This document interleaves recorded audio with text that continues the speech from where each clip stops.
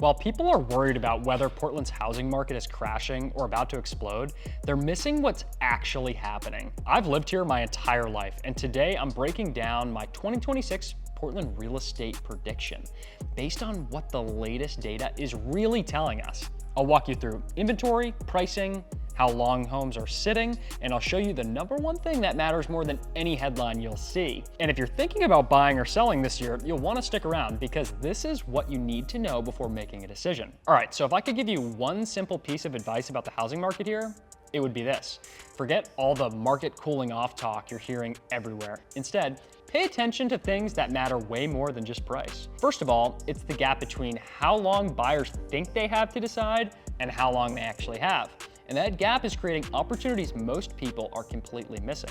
Right now, the median sale price in Portland landed in the mid 600s towards the end of 2025. And here's the thing, that number tells you what already happened. It doesn't tell you what's happening right now. The median listing price across Greater Portland Metro was sitting around $700,000 in late 2025. And when I see the spread between what homes sold for and what sellers are listing at, that tells me something important.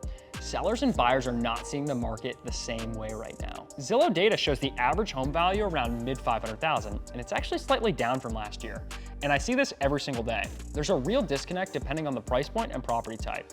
What this means for you right now is simple. Pricing is not uniform across Portland, period. Now let me talk about speed. In late 2025, homes were selling in about 40 days on average. That's faster than what we'd normally expect for this time of year, but it's nowhere near the pace we saw in 2022 or 2023. Cumberland County data shows median days on market closer to 16 days, with homes selling at 99.2% of list price. So yes, buyers are still active, but the reality is they're being way more selective. Let me put this in perspective. 2 years ago, homes were selling in under a week. Multiple bids on almost everything, inspections getting waived left and right. That's not happening anymore. What I'm seeing now is buyers slowing down. They're researching, negotiating. Honestly, that's the new normal. And wait until you see what I'm recommending for buyers heading into 2026. There's a very specific window that they need to pay attention to if they want to save real money. Stick around. But let me walk you through the rest of the data first. Here's another number most people overlook. In November 2025, Cumberland County had 249 closed sales. That's seasonally softer, which is exactly what you'd expect. But the bigger story is inventory. Active listings have been bouncing around roughly 550 homes, and that's actually slightly lower than earlier in 2025. And you know what nobody's telling you? Inventory is not exploding, but it's normalizing. For the first time in years, buyers actually have options. Now, what's really interesting is that the market is not behaving the same way everywhere. Median sale prices for single-family homes dipped later in 2025 compared to earlier in the year. We're talking anywhere from the mid 400,000s to the upper 500,000s, depending on the neighborhoods. Condos, on the other hand, are taking much longer to sell. Days on market are higher, and I see this every single day. These buyers are extremely picky now. So what does all of this actually mean? Portland's market is still in demand, but price growth is slowing. Some inventory pressure is showing up, and buyer behavior looks very different from what it did during the pandemic years. I think as rates come down a little bit, we'll start to see some more buyer activity, but price and presentation are going to matter more than ever. There's still urgency, but this is healthier, more balanced, and more inventory to choose from. My prediction is we'll ease towards about 2 to 3 months of supply. That's moving closer to a truly balanced market between buyers and sellers. And yes, there will still be pockets where multiple offers happen, no question. This shift from total seller control to actual balance is creating real opportunities on both sides. But understanding how this transition works is the key to making smart moves in 2026. Now, a quick note before we keep going. If you're thinking about buying, selling, or investing in Portland, I work with people making these exact decisions every single day. I can break down how this data applies to your situation specifically. My contact info is in the description down below. Now let's continue. Here's the question everybody's asking right now. What exactly happens when a seller's market finally starts to cool off after years of running the show? First, pricing power is not the same everywhere anymore. Home prices are still high, no question, but the gap between the list price and the sold price has widened in certain areas. And sellers who price based on old home expectations are seeing their homes sit way longer than expected. What this means for you right now is simple. The days of naming any price and waiting for buyers to show up is over. Buyers are more price sensitive, and they're proving it with real decisions. Second, inventory is normalizing. It's not exploding, but things are stabilizing. And even small increases are giving buyers more choices than they've seen in years. Here's what I'm seeing. For the first time in a long time, buyers can actually compare homes. They can slow down and be picky. That's a massive shift from panic buying we saw during the pandemic. Third, homes still sell fast if they're positioned correctly. Properties that are priced right and marketed well are going under contract in around 40 days on average.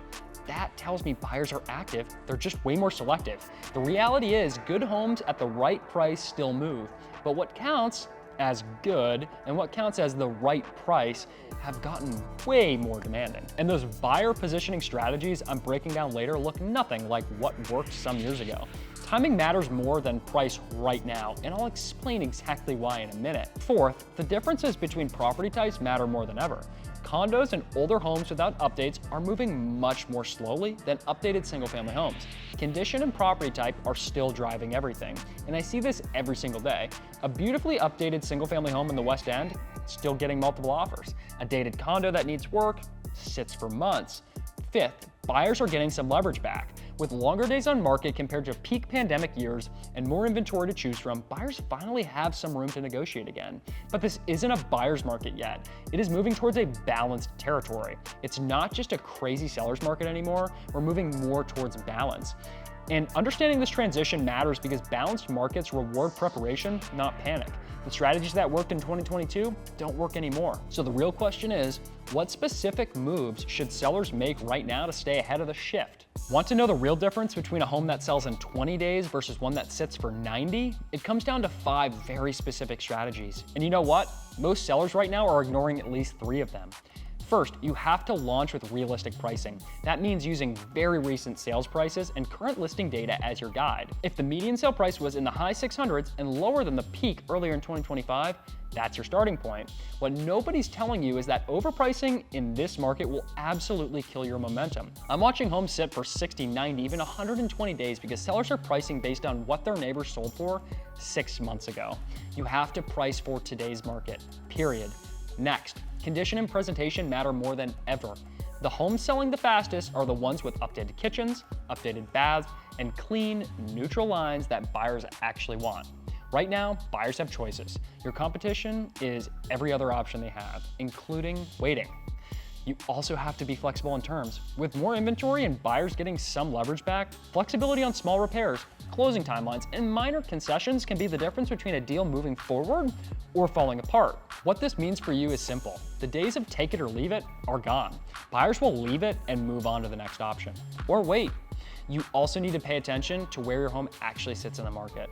Neighborhoods and property types matter. A home selling fast in one area can be moving way slower just a few streets away, especially when you compare condos to single-family homes. The West End behaves differently than Deering Center, which behaves differently from the waterfront. You need hyper-local data, not citywide averages. One more thing, don't rely on reactive price cuts. Instead of making big cuts weeks into the listing, use a data-driven pricing strategy upfront to reduce days on market from the start. This is the reality. If you're on the market for 45 days with no offers, you probably were way overpriced. Getting the price right on day one matters more than ever. And here's my honest take. If you've been on the fence about selling, this is your window. Rates aren't going to keep dropping forever. If you're sitting on a 3 to 4% rate and thinking about moving, this opportunity won't last. You're heading into a stable market. Don't wait for conditions to improve. For sellers, this is about as good as it gets. But that's only half the story, because on the other side of the shift, buyers have completely different sets of opportunities opening up right now. Let's say you're looking at a home that's been on the market for 50 days, while similar homes sold in 25. Would you believe me if I told you this isn't a red flag, it's actually an opportunity? So start by watching days on market. Homes that move in 20 to 30 days usually have strong buyer demand. Once a listing pushes past that window, that's where leverage starts to shift. What this means for you is simple. If a home has been sitting for 40, 50, or even 60 days, there's a reason. It's overpriced, it has issues, or both. And that's exactly where opportunity can show up. Use those inventory choices to your advantage. Compared to the tightest years, buyers now have more options, which means you can line up similar homes and negotiate better terms. Right now, you don't have to jump on the first decent house that hits the market. You can shop, take your time, and compare. You can negotiate, and you should use that power. You can also factor in condition and costs. With renovation costs and borrowing costs higher across the state, home condition matters a lot more when putting an offer together. Here's what I'm seeing. Buyers are getting smarter about the total cost of ownership. They're not just looking at the purchase price anymore. They're thinking about year 1, year 2, year 3. Another smart move is targeting areas with stability, places where median prices stay consistent and the days on market stay lower. Like parts of Portland and nearby towns tend to offer better long-term value. Look for neighborhoods where fundamentals are solid. Walkability, character, close to downtown. Those basics help homes hold their value over time. You also want to time your offers around market signals. If rates improve a bit and inventory creeps up, buyers who are prepared now could benefit heading into early 2026. But let's be clear, rates aren't coming down in a big way. Don't sit around waiting for 3% mortgages. They're not going to come back. Get in the game, start building appreciation, and get your foot in the market. The window for buyer advantages is open right now, but it's not going to stay open forever. As inventory normalizes and rates settle, competition is going to pick up again. Portland's 2026 market is moving away from full seller control and into something much more balanced. And that shift creates real opportunities for buyers and sellers who understand timing. The data is pretty clear. We're heading towards balance, and balanced markets reward smart decisions. If you're thinking about making a move in 2026, reach out. You can shoot me an email, which is on the screen. I'll break down how these trends actually apply to your situation. Now, market trends matter, but here's what most buyers overlook. Portland is in the middle of over $1.5 billion in active developments that are reshaping entire neighborhoods. I've linked the video here that breaks down the biggest mega projects happening right now. Thanks for watching, and I'll see you in the next one.